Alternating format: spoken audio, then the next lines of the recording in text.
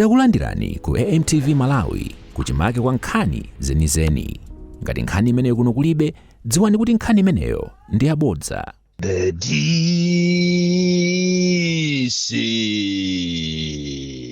siku loyamba chaka pa 1 January 2026.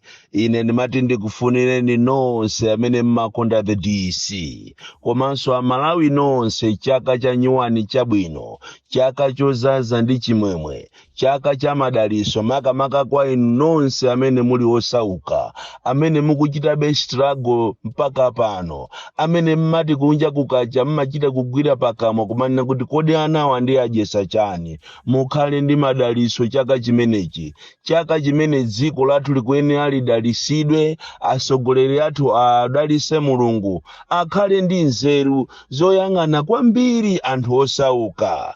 Tikufunireni nonse amalawi zabwino kuchokera ku Msanje pakana kuchitipa, nkhotakota pakana kunchinji. Komanso ndikakufunireni zabwino zonse adani anga onse amene mmati mukamakhala mmafunafuna mutamva kuti ndapanga ngozi, amene mmati mukakhala mmafunafuna mutamva kuti ine ndamwalira. Ndikufunireni chaka chabwino, komanso ndikufunireni ndithu madaliso nonse chifukwa chonena kuti mukamandida ine mmakhaso nanenso mukundipasa madaliso.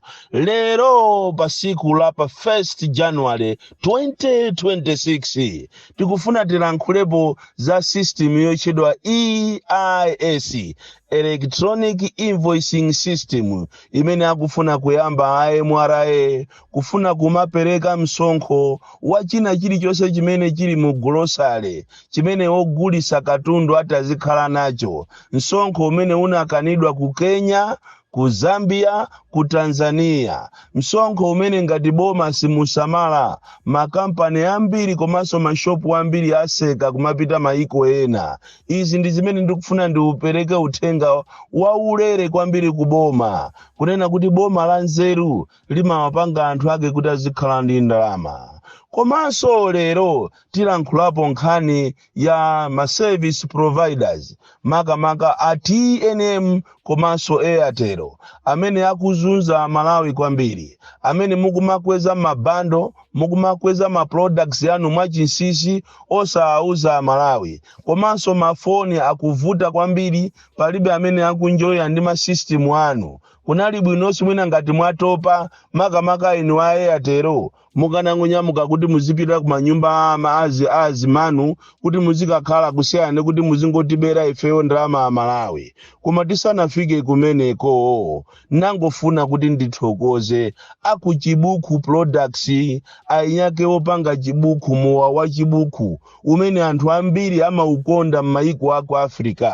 Kuti mutamva zimene takuzuzulani kuti matoileti yanu, zimbuzi zanu zinali zoyipa kwambiri, zonunkha, zophochokola, zobuloka, munaganiza mwa machawi kunena kuti no mukabwerese zipope kumeneko ku matoileti ko, komanso kuti muhambe kuyikako matishu. Ichi ndiye chinthu cha nzeru kwambiri. Munthu ukamazuzulidwa ndiye kuti ukukondedwa. Andi makampani ena akati azipanga zimenezi, kapena anthu ena, kapena oloma ministries akati azipanga zimenezi akazuzulidwa, nthawi yomweyo audio ikatuluka ndikutenga action, monga mmene atengera akuchibuku action, titawazuzula kuti akupanga mowa okoma koma zimbuzi zawo ndizonyasa kwambiri, zimbuzi zobuloka. Komanso anthu amachita kutenga zikonyo komanso makatoni ndikumagwirisa ntchito ku chimbuzi kujako. Zimene zijazo sizabwino, uve si wabwino.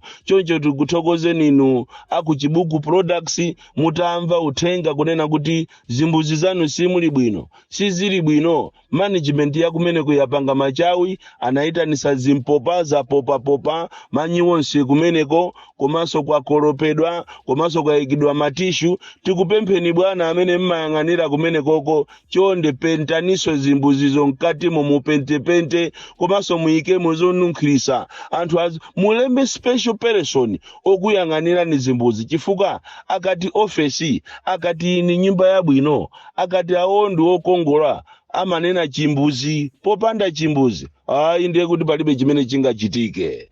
Anthu ena amene tikufuna ndi ayamikire lero ndi akuluakulu aku Queens.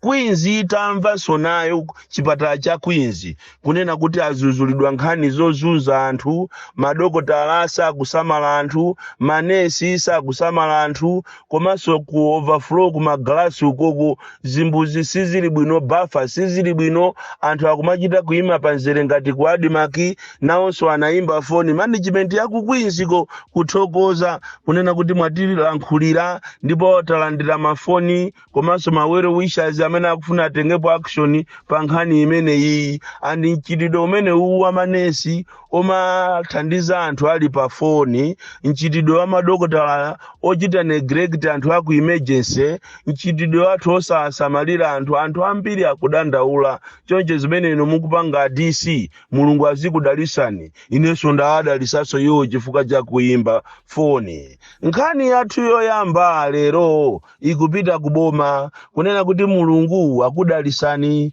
Izi zachitika chaka chinozi, mvula kumabwera ziko lonse nthawi imodzi, sizinayambe zachitikapo. Zikungoonesa kuti ulamuliro umene wamuthalika Mulungu waukondwera nawo kwambiri, Mulungu wadalisa kwambiri, akumva kukoma Mulungu kumwambako. Mvula yobwera bwino, andi mvula imene iyi ino ngati boma simuyigwirisa ntchito mweni moyenerera, muziwe kuti ndiye kuti tiluza. Chifukwa ku Malawi kunoko anthu amadalira kulima, amadalira yote, amadalira chimanga. Taona nimene Mulungu adalisira chonde programu imene iyi through Ministry of Agriculture, programu ya fertilizer itapanga ni machawi muiyang'ane with a critical eye. Programu ya fertilizer ili ndizovuta zambiri mmadera mose Malawi muno, sini kufunanso kuti ndizitchula kuti ya programu imene iyi yakumana ndi anthu oyipa amene akumagulisa anthu fertilizer modula.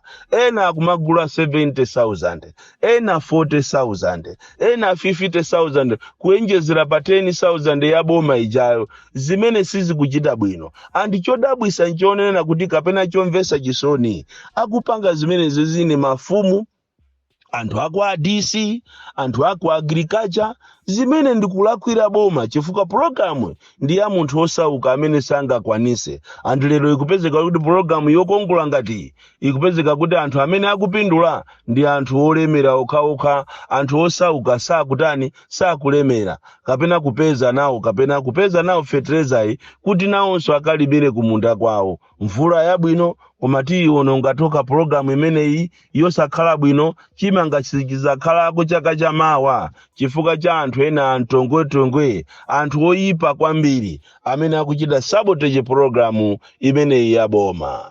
Lero tikukamba nkhani ya electronic invoicing system.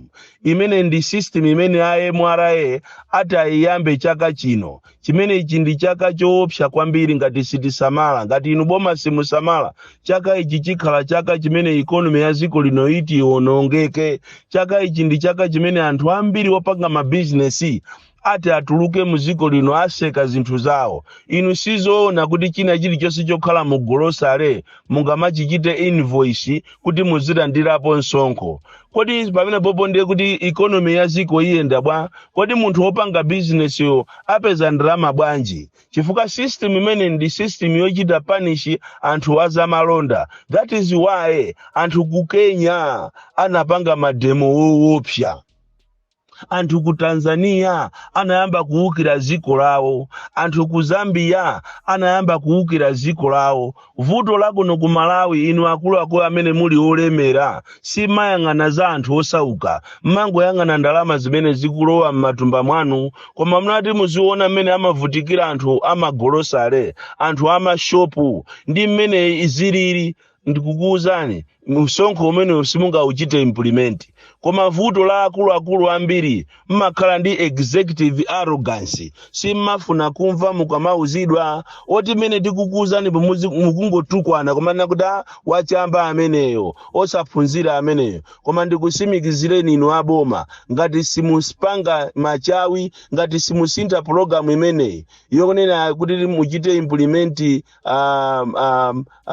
electronic invoicing system ngati simusinda mmalawi muno mukhala mademo wowopsa pakati pa January ndi February ndaziona kale mmalotomo kunena kuti anthu ambiri akhala akuukira boma lanu ngati programu imene AMRA anakaikopera ku Rwanda ziko la nkhanza limene limapanga nkhanza anthu ache AMRA ndikukakopera system imene kunokonso ku Malawi muziwe kuti kukhala zoopsa kwambiri ndipo anthu ambiri sakondwa komanso a business aseka andi mavuto ake atakhalepo ndi azaoneni zoputa dala zokopera izi zikupwetekesani ndangofuna ndikuuzeni aboma kunena kuti system imene mukufuna muyambise AMRA mutagulisa kale anthu machini modula kuti china chilichonse chogudwa mu grocery iniyo muzichiziwa imene ijayo mukuichita abandoni mukufuna muyambe system ina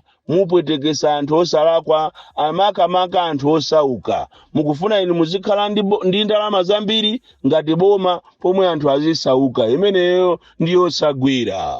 Nkhani ina imene tikufuna tilankhule lero ndiyo khuza ma service providers ATNM komanso Airtel. Ndimati ndikupempheni kunena kuti ngati mwatopa kuli bwino munyamuke muzipita kwa amano museke makampani izi ndikunena kuzera pempho limene likupita ku Makra kunena kuti amalawi ambiri akudandaula ndi mmene akuchitira Airtel komanso ATNM akukweza ma products yawo mwachinunu mosaulula komanso ma services yawo ali very poor. Phone ukayimba ikungodula komanso ukagula bando ijayo mmene ikuthera within a minute bando yose yata komanso bando yaikweza ina ili pa 1.5,000 ya per day imeneyo ina pa 3,000 ya per day zinazo ndendi zodula kwambiri koma mmene zikuthera modabwisa kwambiri woti anthu ambiri akuzunzika akudandaula ndiye timati tikupempheni inu aboma kuzera ku Makra kunena kuti mukuyenera muachite discipline anthu amene wawa anthu ATNM komanso wa Airtel amene akuzunza anthu amene akubera anthu mwachidule tinene kuti makampani amene wabwera kunoko kuti azabe chifukwa amalawi ambiri sakunjoya nawo. Cholinga cha phone ndi communication ngati ziko likhale ndi poor communication chitukuko sichimabwerako anthu sangathe kumapanga china chilichonse moyenderana zambiri zizimayenda mmafoni even mmabanki mmene anthu kuti achite transact it is through the internet na ndi ngati internet ikhale not favorable ikhale yodula ziko lotero silimatukuka so tinafuna tikuuze ninu aboma kuzera ku Makra popeza paja ikirana kumbuyo mungopita mukalandireko ndalama monga mmene amapangira awa amachita inspect zinthu zosiyana ka kuma council akuma assemblies komanso akama amati akapita malo ambiri kwachita inspect zinthu amangolandirako ndalama ndikumapita inunso kuteko mupita mukangolandira ndalama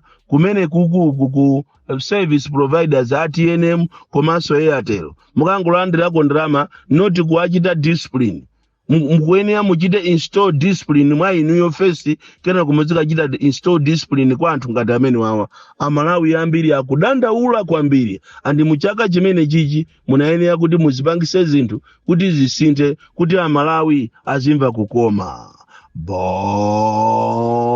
Bon Klindo the DC mwana woopsha kwambiri the most deadly and dangerous child from Jeza village TA Mabuka box 76 Molanje Malawi Southern Africa. Osaiwala kupanga subscribe ku channel ya AMTV Malawi.